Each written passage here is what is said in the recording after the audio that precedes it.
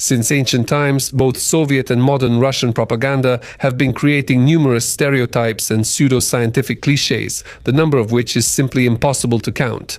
Just think about the claims made with the utmost seriousness, like that Lenin supposedly created Ukraine, or that all decisions of the Ukrainian authorities are written in the Washington Regional Committee. These are actually the milder examples. However, today we're not going to talk about the crucified boy, the bloodthirsty Jewish border guards, or the combat mosquitoes and lizards that, of course, are supposedly bred in secret laboratories somewhere near Kiev. In this episode, we'll look at things that seem quite reasonable and rational, or at least they appear rational in the mind of the Kremlin dwarf. We're going to talk about the accusations that Moscow uses as a cover to at least somewhat camouflage its own aggression, to make the victim out to be, if not the direct culprit, then at least a provocateur. So, in this video, we're going to completely debunk the most popular piece of propaganda nonsense about the so-called root causes of the current Russian-Ukrainian war. According to the Kremlin's Goebbels, these root causes are the eastward expansion of NATO. This is the exact argument Putin and his KGB mafia cronies used to justify attacking the sovereign Ukrainian state. We will literally prove, in the simplest terms, the complete inconsistency and senselessness of this myth. And of course, we will also look at what's wrong with Putin's so-called ultimatum, which served as the formal pretext for the full-scale invasion of Ukraine in 2022. My name is Semyon, this is Begasho Television, get comfortable, and let's go destroy the most cynical and disgusting of all Russian narratives.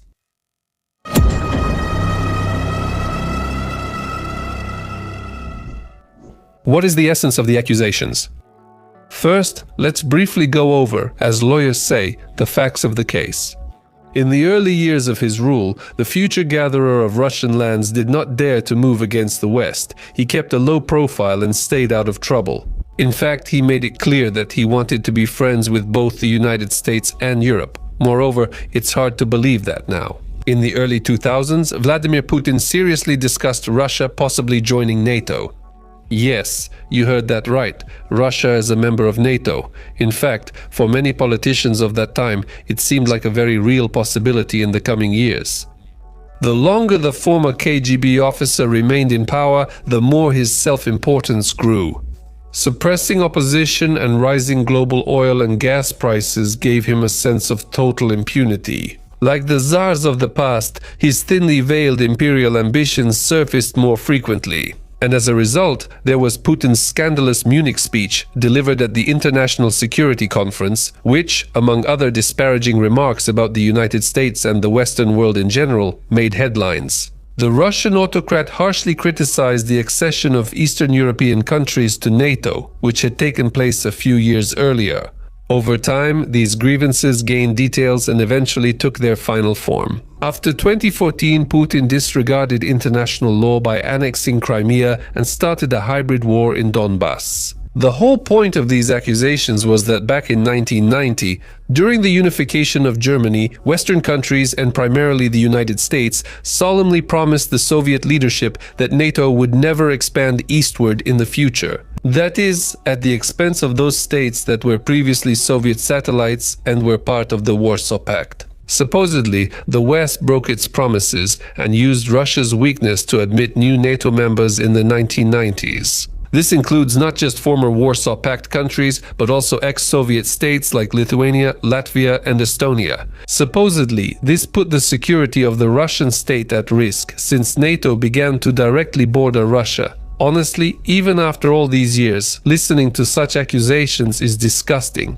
And really, somehow the eastward expansion of NATO could have become a threat to a state possessing enormous nuclear potential, measured in thousands of warheads, as well as the means to deliver them, that is, the so-called nuclear triad. What more do you need to feel secure? What could be a more reliable guarantee of safety than possessing an arsenal of weapons of mass destruction? Or did Putin seriously fear Lithuania, Latvia, and Estonia, or maybe he was afraid that he wouldn't be able to capture them without going to war with the other NATO members? Let's review everything step by step. Who promised what to whom? To determine if the West was deceptive, we must first consider Germany in the early 1990s. It had only been a couple of months since the hated Berlin Wall fell, and there was an unprecedented euphoria everywhere. We have a video about this on our channel. I recommend everyone to watch it. The long-held German dream of living in a unified state was nearly realized, with only a few formalities left to resolve. In reality, Federal Republic of Germany and German Democratic Republic unification was difficult and nearly collapsed several times over the course of a year. The fate of these states was decided by the victorious countries of World War II, who accepted Germany's surrender in 1945. The United States of America, United Kingdom, France, and Union of Soviet Socialist Republics each had their own interests, and without meeting these, Germany might not have unified. Usually, as you guessed, Moscow was the main obstacle. The key issue was the military-political status of unified Germany. Simply put, would it be a NATO member, a non-aligned state, or a neutral country like Switzerland or Austria? The Union of Soviet Socialist Republics was extremely interested in making sure that the unified Germany would not join NATO and that American troops would be withdrawn from its territory. Let me remind you that most American troops in Europe were in West Germany, while most Soviet troops were in East Germany. And both of these groups were equipped with nuclear weapons and the means to deliver them.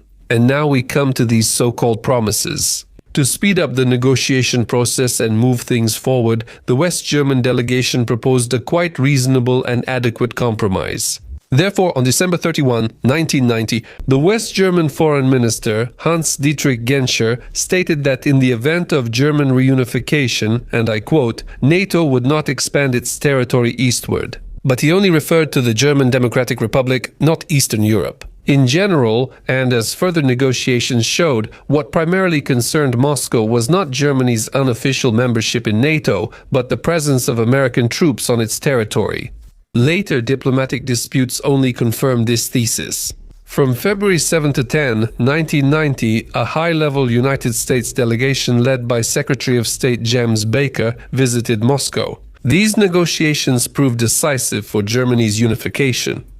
The American diplomats first met with the Minister of Foreign Affairs of the Union of Soviet Socialist Republics, Eduard Shevardnadze, who later became the president of Georgia, and then with Gorbachev himself. And during the negotiations, the formula proposed by the authorities of the Federal Republic of Germany was used.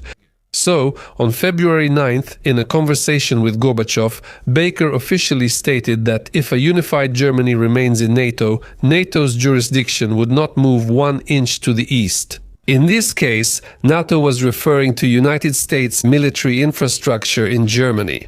A few days later, in a conversation with the Chancellor of the Federal Republic of Germany, Helmut Kohl, the same words were spoken, not 1 inch to the east. And after these agreements, Gorbachev essentially gave the green light to the unification of Germany, and the negotiations that had previously reached a deadlock quickly moved forward. Now, let's clarify the situation a bit.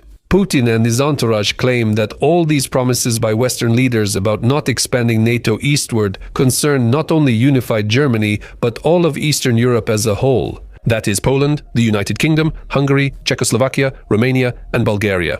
The Western negotiators, such as Baker, Kohl, Genscher, and others, have repeatedly stated afterwards that the discussion was exclusively about not deploying NATO troops on the territory of the former German Democratic Republic.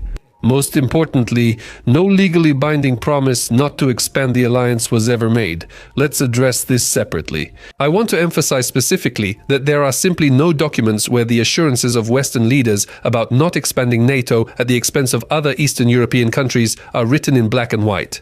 No legal agreements were signed at that time, in February 1990, neither secret documents nor open ones.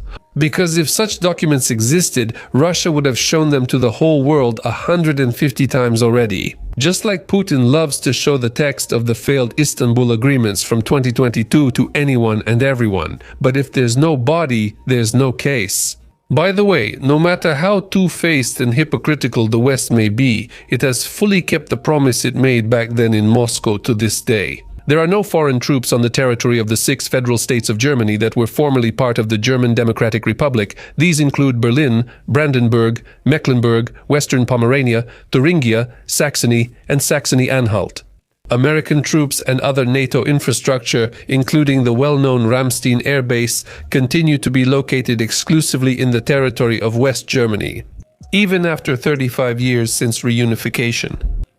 And one last detail, neither during the February talks in Moscow nor at any other time or place was this ever discussed with Gorbachev or anyone else. The possibility of Poland, Hungary, Czechoslovakia, Romania, Bulgaria, and other countries that were formerly part of the so-called socialist bloc joining or not joining NATO.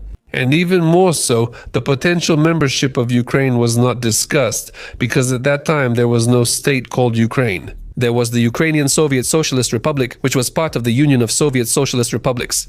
So all these verbal promises made by Western politicians, which Russian authorities are so often accused of violating, have absolutely nothing to do with the Ukrainian state.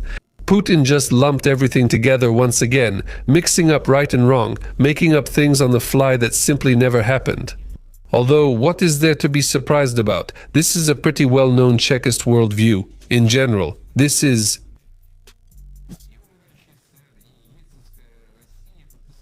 documents by the West, but none of them contained any prohibitions on admitting new members to NATO, including countries from the former Warsaw Pact. For example, the famous 2+4 treaty officially unified Germany as a single sovereign state at the international level. By the way, this was the cherished dream of all Germans after World War II, just like Ukrainians once had their own cherished dream. So, this treaty was signed more than half a year after the so-called promises about NATO not expanding, specifically on September 12, 1990. It was signed by the Federal Republic of Germany and German Democratic Republic on one side, and by the United States of America Union of Soviet Socialist Republics, United Kingdom, and France on the other, which is why it's called the 2+4 agreement. This treaty detailed all aspects of Germany's reunification. But here's the problem. The treaty doesn't say anything about a ban on NATO's eastward expansion. Moreover, Article 6 of this document de facto states that unified Germany retains the right to belong to any alliances, including NATO, with full rights and obligations. There are no restrictions on the future expansion of the alliance. None were introduced, just as there were no restrictions on other Eastern European countries joining NATO. Or let's consider another extremely important document, signed after the collapse of the Union of Soviet Socialist Republics in 1997. It's called the Russia-NATO Founding Act, and here too you won't find any restrictions for the countries of the Eastern Bloc, nor for the already independent post-Soviet states, including Ukraine, of course. If you don't believe me, just Google it and read for yourself. The document is publicly available, there's no secret here, so I have a question. On what grounds does Russia claim that it was betrayed?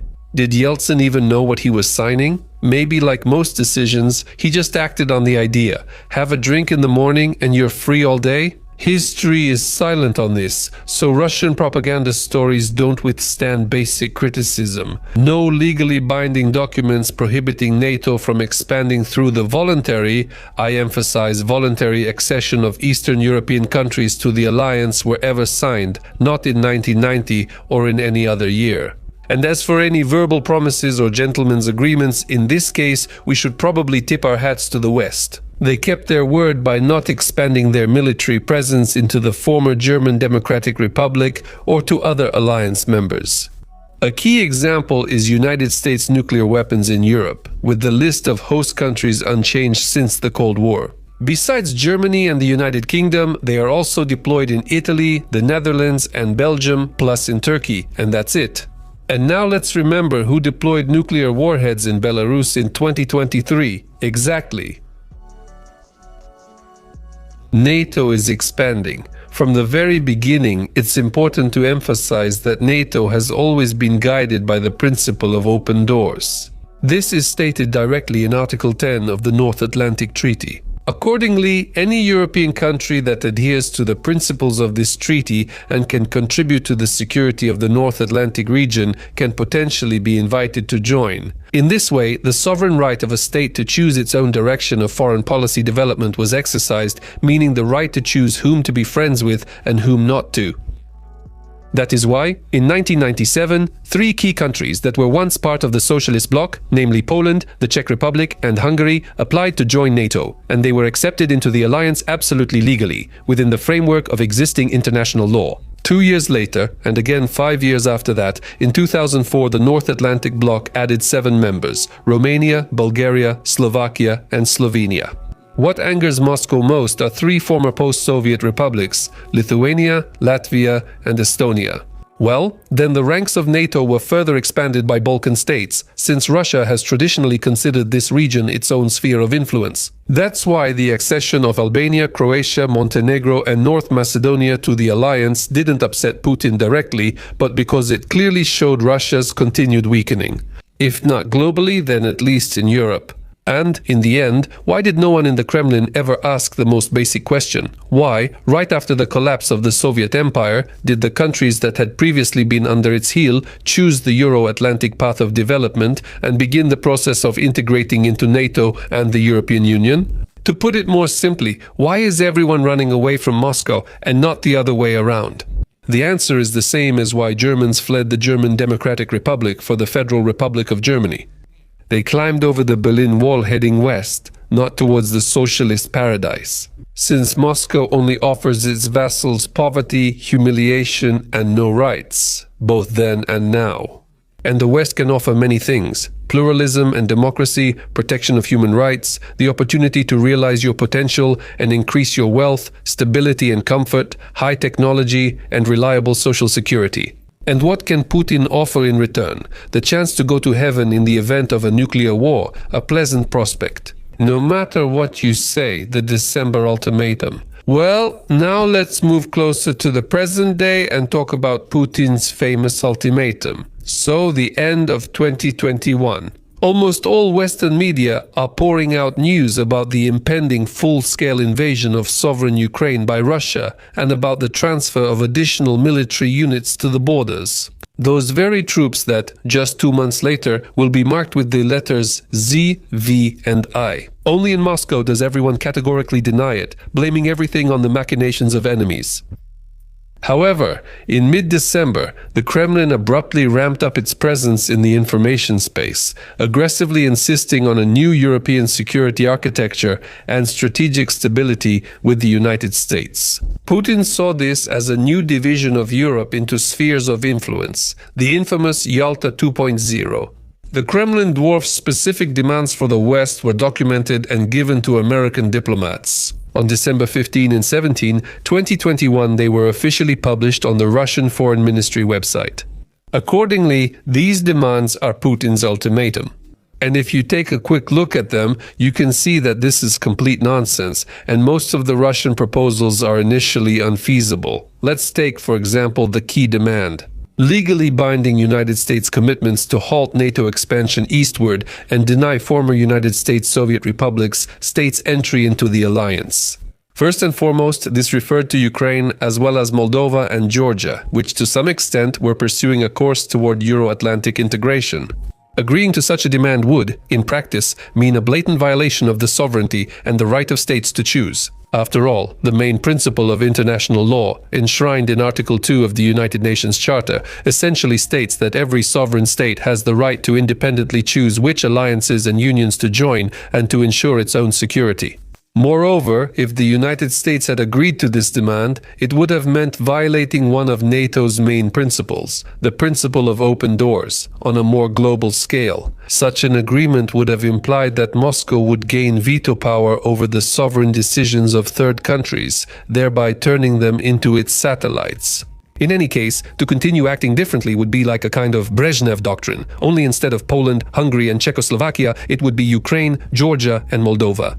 Be sure to watch the video on our channel dedicated to this topic, and you will see that there is practically no difference between the imperial ambitions of the Union of Soviet Socialist Republics and Russia. A further humiliation for the West was the demand to leave countries that had joined NATO. After 1997, all armed forces and military infrastructure, foreign states that appeared there in the following years, that is in fact rolling NATO back to the borders of 1997. For example, Poland or Lithuania could formally remain part of NATO, but there should be no foreign troops or equipment on their territory. First and foremost, of course, this referred to American military bases. Fulfilling this requirement in practice would mean limiting NATO's right to collective defense. That is, NATO would refuse to protect some of its own members, depriving them of real security guarantees. This would contradict not only the famous Article 5 of the NATO Charter, but would essentially deprive the alliance of its meaning, because NATO members who joined after 1997, such as Poland, the Baltic states and Romania, would consider such concessions a blatant betrayal. Why would they have joined NATO if, in fact, it would not be able to protect them in the event of aggression? Consider the demand that NATO stop all military activity in Ukraine, Eastern Europe, the South Caucasus, and Central Asia, even harmless joint exercises. Such conditions would de facto mean calling on the West to recognize these regions as Russia's exclusive sphere of influence, where Moscow could dictate its own security terms and limit the sovereignty of other countries. Accepting this demand would mean a return to Cold War policies and a rejection of countries' right to make independent choices, which is a complete denial of democratic values. The cherry on top was the commitment of the parties, that is, Russia and the United States should avoid deploying nuclear weapons abroad, return those stationed outside their borders, dismantle foreign deployment infrastructure, halt exercises involving nuclear weapons, and stop training non-nuclear militaries in their use. This effectively eliminated the American nuclear umbrella in Europe. There's nothing more to discuss. And the funniest part is the demand from the West to provide Russia with legal security guarantees. Never mind that its nuclear arsenal rivals only the American one in power. What other security guarantees could be stronger? Humanity hasn't come up with any yet. Overall, Putin's ultimatum demanded not just standard arms control negotiations from NATO and the US, which the West was basically ready for, but a fundamental change in their policy and principles at the expense of the sovereignty of third countries. To agree to such terms would mean admitting that the independence and sovereignty of Eastern European countries depend solely on the ambitions of the Moscow dictator. Accepting the ultimatum would have meant capitulating to aggressive foreign policy. To sign such a, complete political suicide for any American president, only an American one. EKO. Any historical event, especially a war, has its own prerequisites and causes, but a war also has a trigger, a detonator that sets this entire explosive process in motion. In international law, it's called a Casus Belli, and such a casus was precisely the December ultimatum from the Kremlin, the civil initiative of Kashiwa, almost immediately after it was published. People began to express the opinion that the demands presented were initially impossible to fulfill, and therefore, in reality, they were intended to create a legal pretext for starting an aggressive war in Ukraine. This view was due not only to the unrealistic conditions, but also to the simultaneous Russian troop buildup at Ukraine's border. There was also the United States intelligence about invasion plans, as well as the precedent of Russian hybrid aggression since 2014. Therefore, the ultimatum was seen not as a basis for constructive negotiations, but as a diplomatic smokescreen to distract attention and justify military actions. This let Moscow claim the West ignored aggression, shaping a narrative of self-defense. Thus, Russian propagandists got the opportunity to claim that they made an offer the treacherous West refused and they were forced to go to war. Western politicians at least attempted to either reach an agreement with Putin or delay the attack, which was fortunate for them. That's why the United States didn't instantly reject Putin's ultimatum, but started talks in Geneva. In January 2020, American diplomats led by Secretary of State Blinken focused on discussing arms control and nuclear stability. One demand was for Russia and the United States to avoid deploying intermediate and shorter-range missiles where they could reach each other's territory. All other conditions were rejected as absolutely unacceptable, and the Russian delegation continued to insist on their absurd demands. That is why the United States and NATO were forced to respond with written refusals on January 26, 2022. They reiterated their willingness to talk only about arms control, but not at all about revising the European security order. The December ultimatum served two key functions, addressing the domestic Russian audience and, to some extent, the international audience. The narrative that we offered peace but were not heard also became the legal and moral justification for the full-scale invasion of Ukraine. By then, less than a month remained until it... Well, to sum up, I want to once again repeat a phrase that best explains the nature of this conflict.